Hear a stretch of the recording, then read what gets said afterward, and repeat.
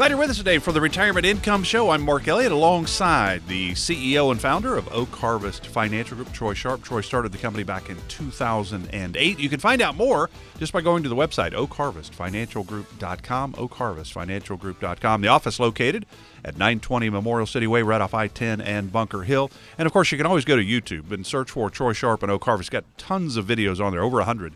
That are really getting a lot of traction. People are really liking what Troy and the team have been putting out there.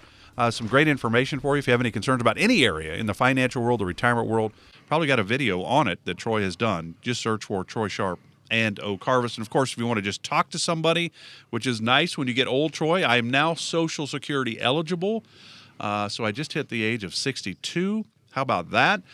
So there's a lot of moving parts here. That's why for us old people, Troy, like me, I don't want to try to figure it all out on the internet. I want to call somebody and ask. So that's 800-822-6434. No cost to chat with the team. 800-822-6434. All right, recent economic changes. You got the Fed dealing with the market, you said. We also have inflation, the highest we've seen in 30 years. What's going on in the economic world? Okay, so first you have to go back really to, I guess, March of 2020. We started putting these videos on YouTube. I encourage you to check them out. We were forecasting what happens in an event-driven recession versus a more structural recession. So 2008, the financial industry is collapsing, the real estate industry is collapsing, the banking industry is collapsing. That was a structural recession, okay? Things were going to, you know what? COVID was an event-driven recession. Okay, so historically, when we look back at event-driven recessions, they typically last 4 to 8 months. The stock market recovers far more quickly than the economy. And we talked about the Federal Reserve starting to inject trillions of dollars into the economy. So we've done videos on this before on YouTube. We've talked to, if you're a client, we've talked to you about this. So most certainly, the Federal Reserve has been putting trillions and trillions of dollars to support the financial market. And that is on top of the trillions of dollars that Congress has essentially printed and put into the market. Now, Congress doesn't print the money, the Federal Reserve does, but you get my point. So the Federal Reserve announced that they are going to start to taper, pull back their money printing program.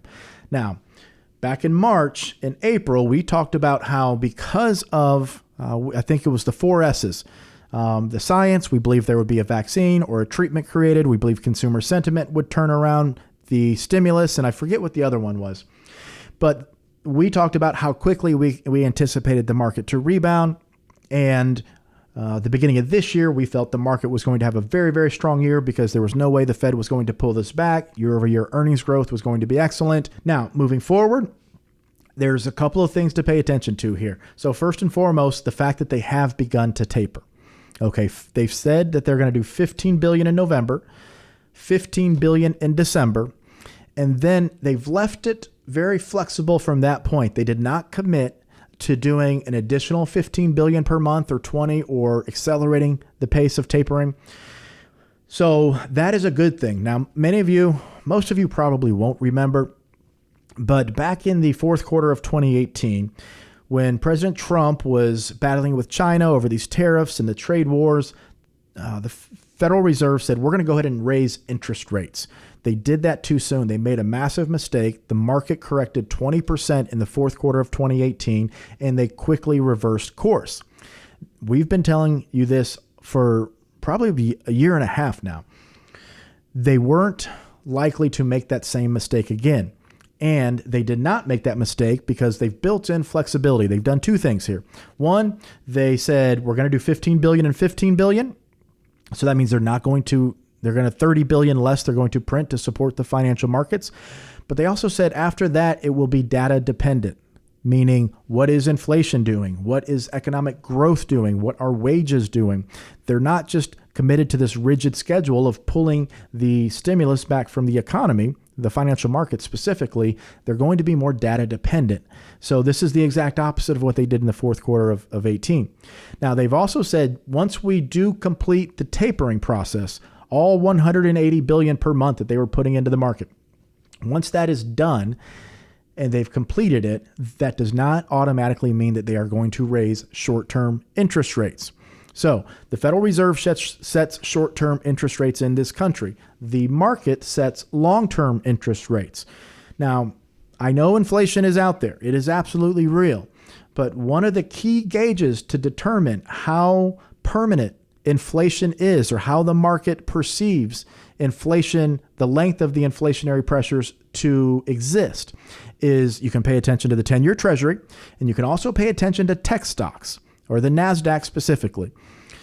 When the market, long-term interest rates here, when the market perceives inflation to be not transitory, but going to last for 2, 3, 4 years, very long period of time, you're going to see longer-term interest rates start to adjust because the bond market is going to sell off. When bonds sell off, prices go down, interest rates rise.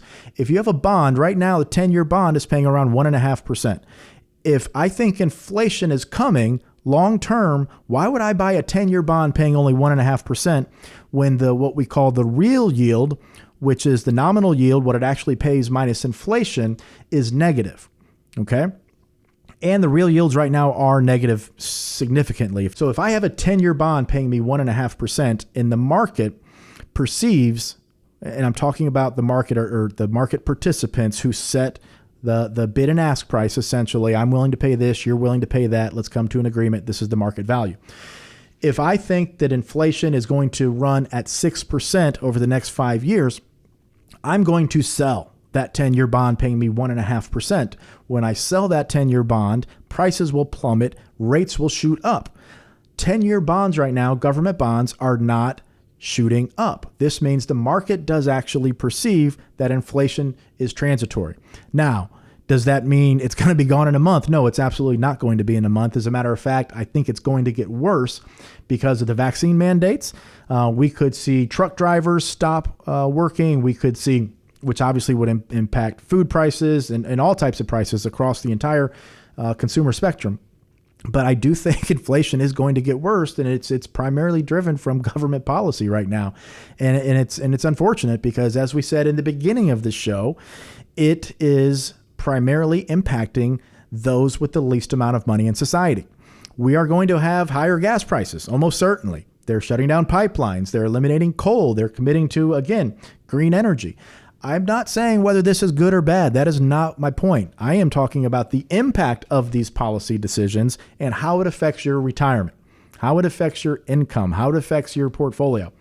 So getting to the point here, answering those big questions. Inflation most likely will continue into next year. There's absolutely no doubt about that. The stock market, the Federal Reserve is going to, as I said, stop the taper $15 billion this month, taper $15 billion next month, and then remain flexible. They are not going to automatically raise interest rates once the complete tapering program has been finished. So what does that mean? We also have midterms next year. Okay, so if you go back, we have all this information on our website. We felt that after COVID, that the market was going to rebound very, very quickly. We felt 2021 was going to be an excellent year in the stock market. We go back, we look at our first half outlook. It's on the website, oakharvestfinancialgroup.com. But 2022 is most likely going to be a more difficult investing year because the lack of stimulus from the Federal Reserve to support the financial markets, and also inflation continuing to pervade people's pockets, the economy, and I really wish we had more time to go through all the different challenges that we face, but we're seeing the effects of a lot of the policy decisions, whether it's from the Federal Reserve or from the current administration, starting to get to critical points to where your retirement, your portfolio, your income, the purchasing power of it at least, could seriously be impacted. I'm not saying the market is going to crash. I do not think the market is necessarily going to crash. We very well could have a 10, 15, 20% correction at some point during the next year, though. That would not shock me at all. 800-822-6434 is the number if you'd like to chat with Troy and the team at Oak Harvest about any of this. Troy, as he does every week on this program, covers a lot of ground. 800-822-6434. So you've got 2 minutes left, and I know you wanted to bring up the gentleman that works for you that graduated summa cum laude from Georgia Tech. Of course, who doesn't? And then he has an MBA from Harvard Business School. You wanted to touch on Chris Paris. Yeah, so Chris, our Chief Investment Officer, and Chris is kind of, I just really appreciate everything that he does for the firm, everything he does for the clients. he started a new segment called News or Noise. And so Eric, who does the video production for our YouTube videos, which, by the way, we're recording this. We record all the radio shows. We put them on YouTube. And Eric created this green screen. He had him do this new news or noise segment where Chris gets something that's, very prominent in the news, a big headline for that week. And he records a video and explains if it's news or noise. So I've never actually seen this side of Chris's personality before. It's pretty cool to see. But Chris just does an amazing job,